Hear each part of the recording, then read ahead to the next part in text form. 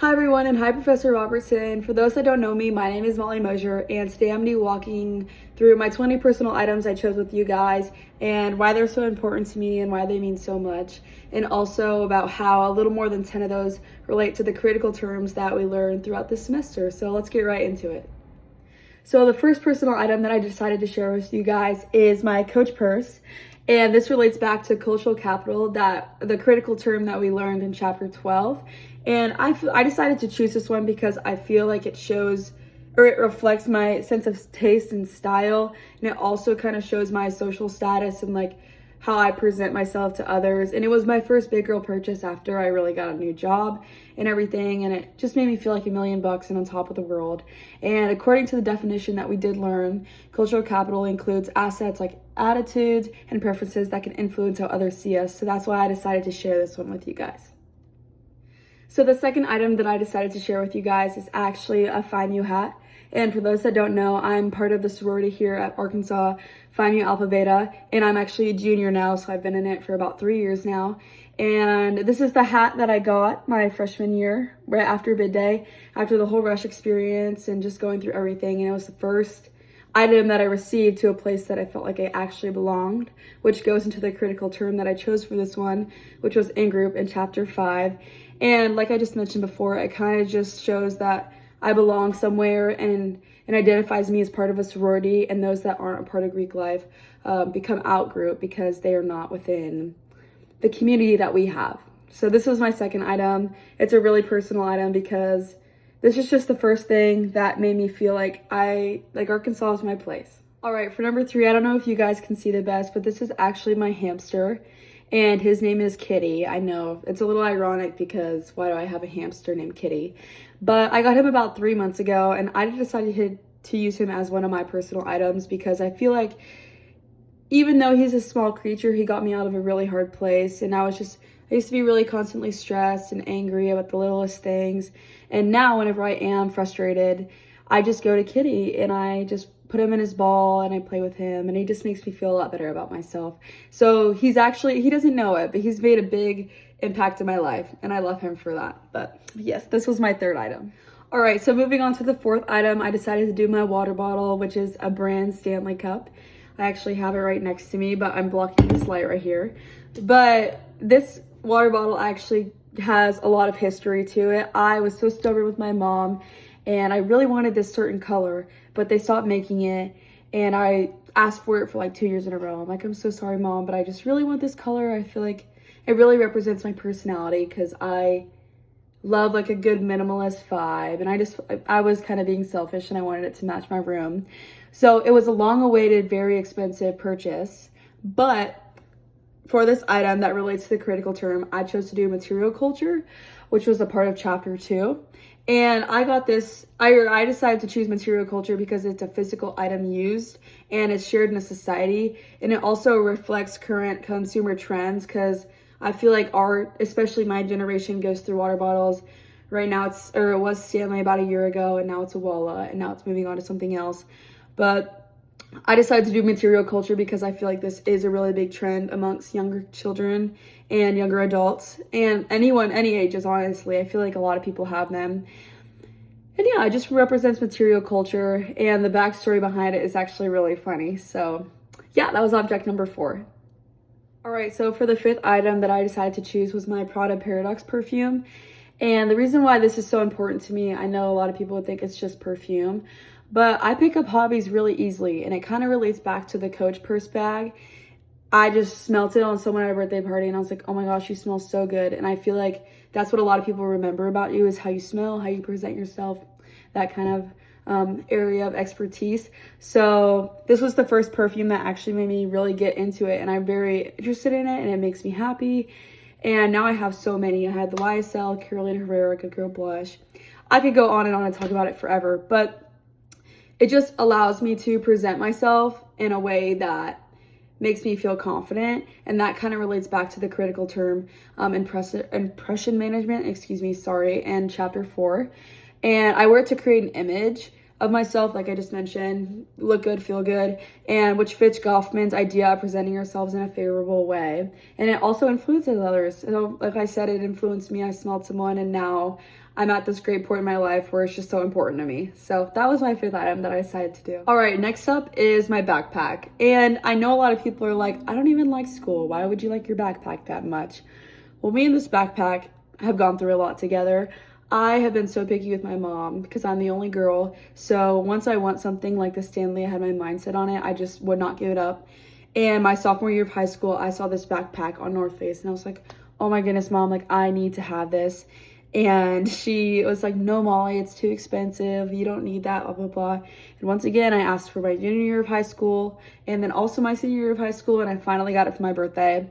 And I just love the colors. And I feel like, I don't know, it's actually right next to me. Such a good fit for my personality as well.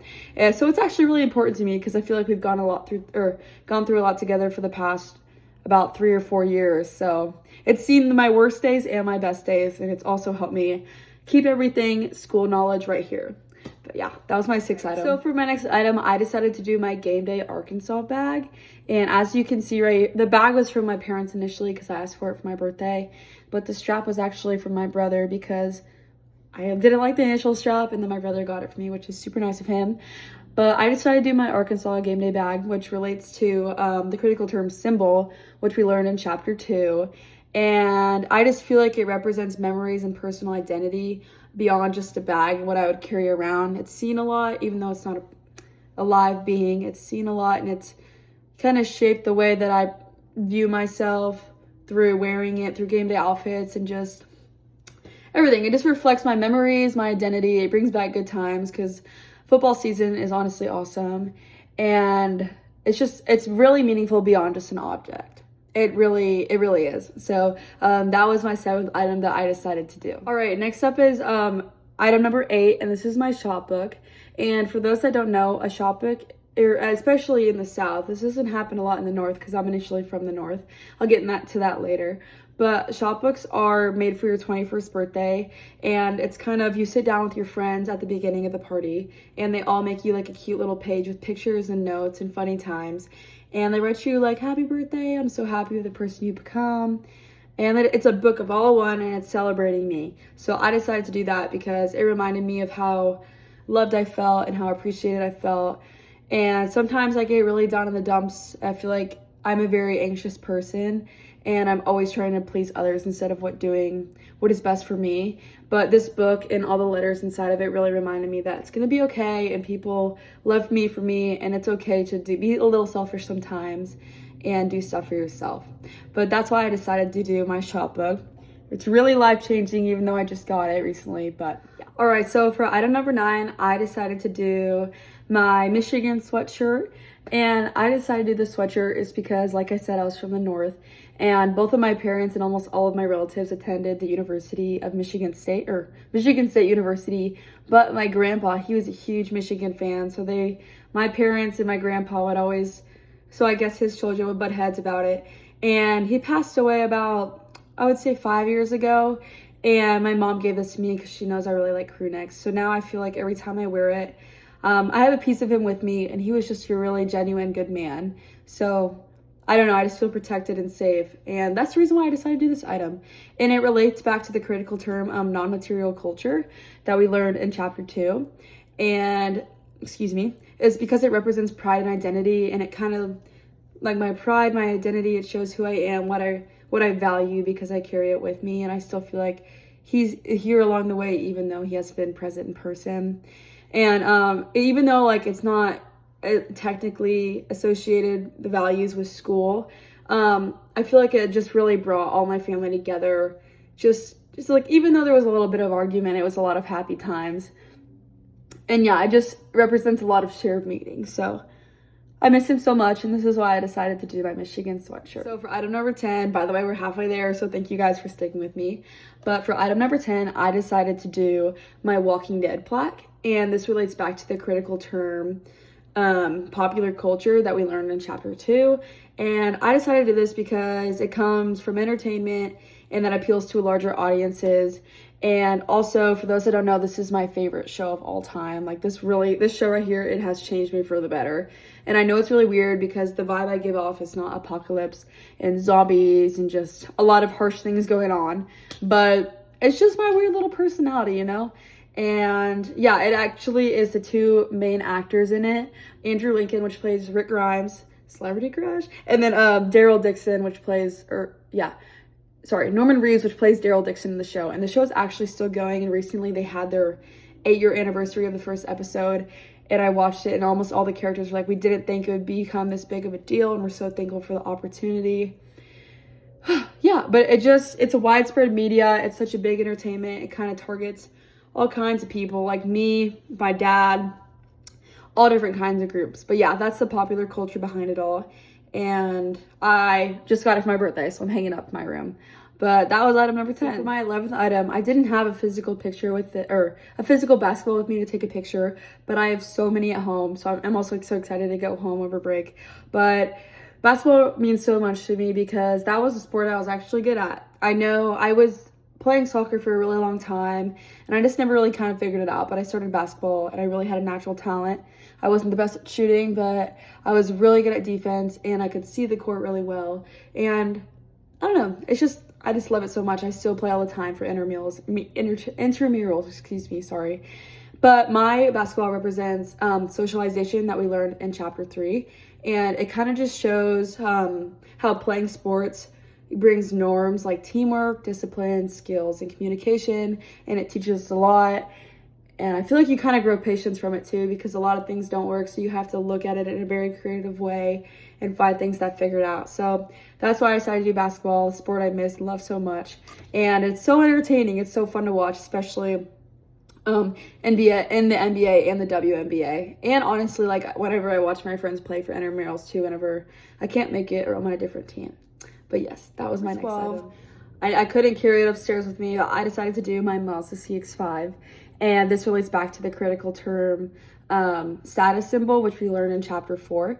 And it communicates my independence of like I can drive wherever I want, and also social standing and my financial status, that I'm fortunate enough to own a car, and I actually do help pay it, surprisingly. My parents are trying to teach me a little independence.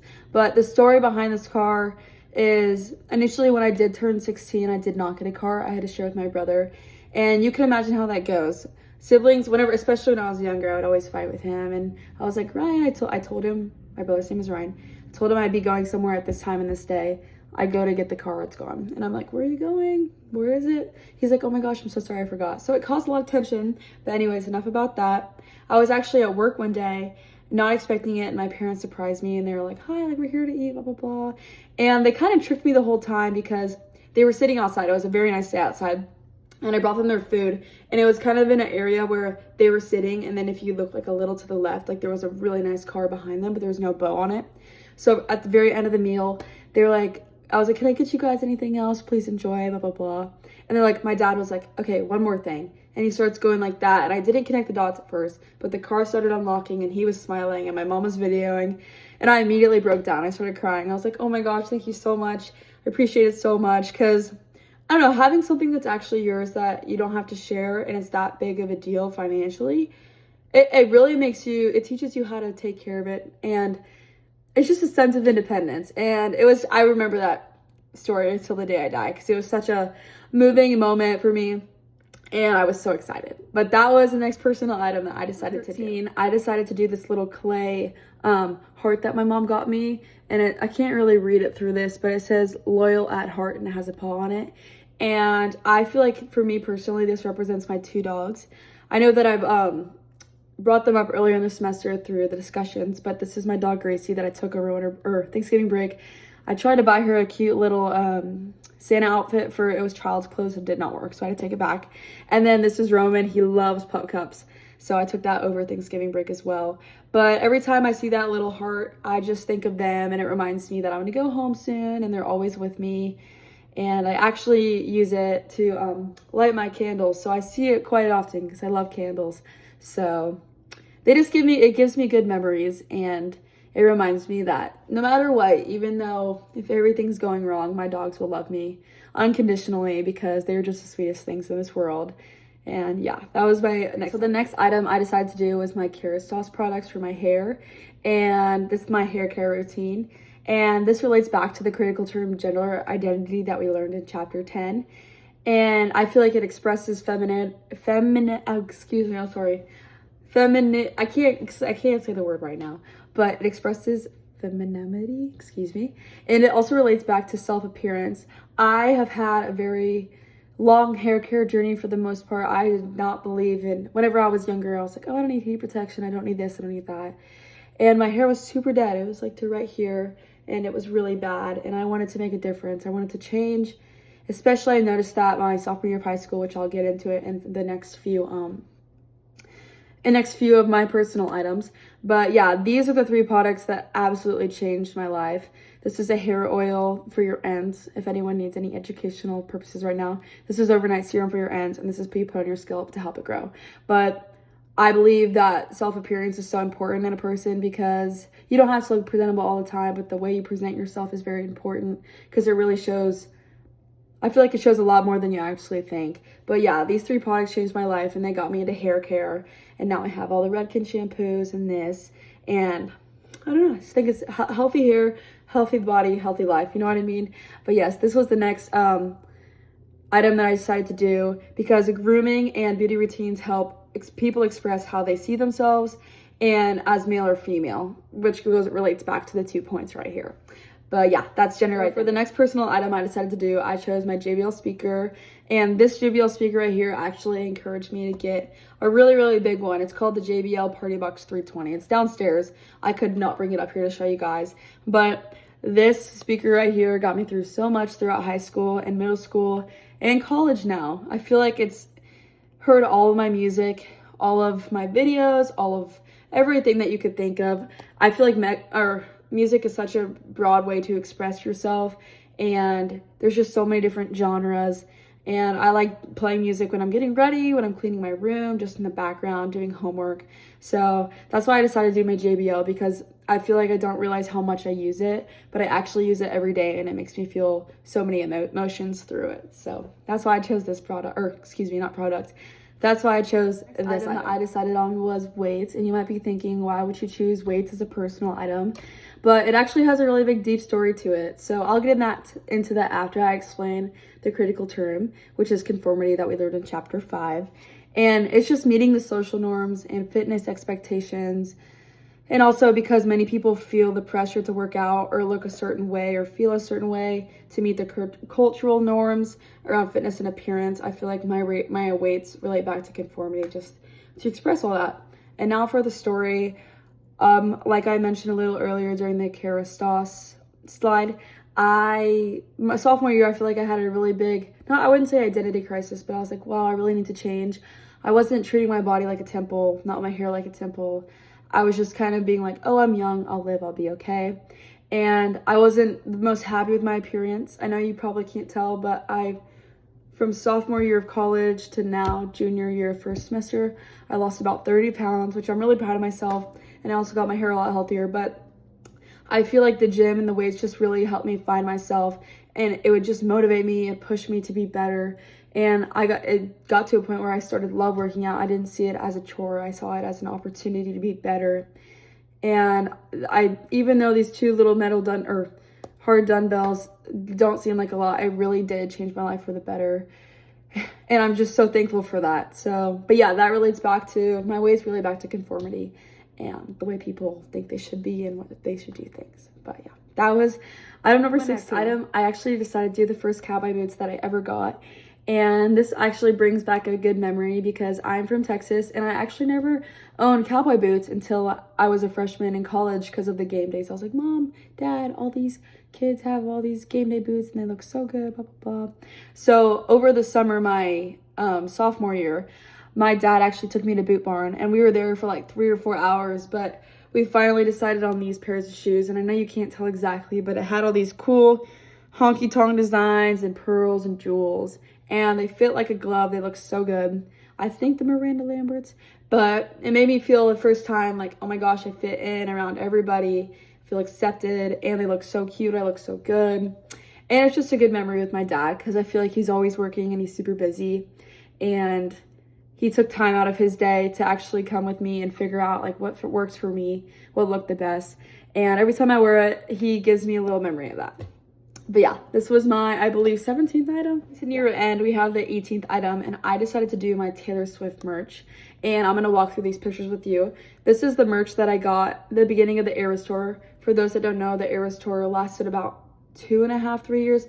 I went whenever I was a junior in high school, and it just ended like 2 or 3 months ago, which is insane to think about. And my favorite artist, as you can see right here, is Taylor Swift. She was my #1 listening. I believe I had around like 2,000 minutes. I don't 100% remember, but this was me and my best friend Elena at the Eras Tour concert around March of my junior year of high school. And I still have the shirt to this day. I sleep in it, I wear it to class because I love Taylor Swift and she's so important to me because her music has really changed my life in ways that she'll never even know. So yeah, this is why I decided to do the merch. I'm just so heavy on that the music that you listen to, it just makes you feel such a certain type of way and expresses things and allows you to do things. So that's why I decided to do my Taylor Swift, oh my gosh, I'm so sorry. Taylor Swift merch for number 18. I decided to do my formal dress. Here it is. And then here it is with me on. And the reason why this dress is actually so important to me, it was a crazy story of getting it because I'm a really big procrastinator, and all my sorority friends last year I lived in house, they're like, have you not ordered a dress yet? I was like, no, I didn't. So I just started ordering like 2 or 3 random ones, and this was actually the one that I didn't want to come, but this is the only one that made it in time. But wearing this dress, this was the first time that I honestly felt actually beautiful in my own skin. And sorry if I tear up, my goodness, but like I said, like I worked so hard to get to a point where I wanted to feel better about myself and look so good. And I feel like this is a perfect representation of that because everyone was like, you look so good. And it's just all my hard work paid off. And I couldn't be more thankful that people noticed, and also that I got the opportunity to really work on myself. But this was the first time that I actually felt comfortable in my own skin and very beautiful and very seen, if that makes any sense. I feel like sometimes you get looked past because people initially judge on appearance a lot of the time, which is a really sad reality. But a lot of my friends are so beautiful, and I just never felt the most seen. And then this is the moment where I just felt like I was glowing, and I was the sun and everyone was staring at me. So yeah, or the biggest star in the world. But yeah, this is my 19th personal item. I decided to do the letters that I have received. A lot of these are from recently because of my birthday party. I turned 21 about a month ago. Yeah, about a month ago. And I feel like letters are just such a good reminder that you are so loved and so many people care about you. And if you're ever feeling down in the dumps or like you're not enough, read these letters because they remind you that you have people in your corner and that you are so much more than you think you're perceiving yourself in your head. And I don't know, it just showed me that I had so many amazing friends that cared about me. And just to keep going all the time, because if you have people in your corner, you can do anything you believe in. I know nothing's perfect, but anything is possible. So these are a good encouragement for that. But that was actually my last personal item that I decided to share with you guys. So let's get into the conclusion now. All right, so in conclusion, first of all, this assignment was super fun because I feel like it really allowed me to express myself and show you guys what everything meant to me. And it also was a gentle reminder that, I don't know, I've accomplished so much. I'm so fortunate for the things I have and so on. But yeah, the conclusion, these are the 3 main points that I really wanted to express that y'all can see. And just that, in conclusion, our everyday lives reflect social concepts like culture, like identity, like impression management, socialization, and a lot more. But just looking at these objects helped me understand, like I just mentioned, how society shapes our behaviors. And it also gives us meaning to things, or it allows us to have meaning to things and to give into things. And just that sociology is just so awesome. Thank you for this course. I absolutely loved it. It was so fun, and it really allowed me to see a different way of thinking, which was super awesome. So thank you guys so much, professor and students. Thank you guys so much for watching. And here's a reminder of the 11 terms that I used and what chapters they were in. And yeah, well, thank you so much. You guys, happy holidays. I try to do a winter theme to show like winter break vibes, but thank you so much for listening. I really appreciate it. And I hope you all have a great day. Bye.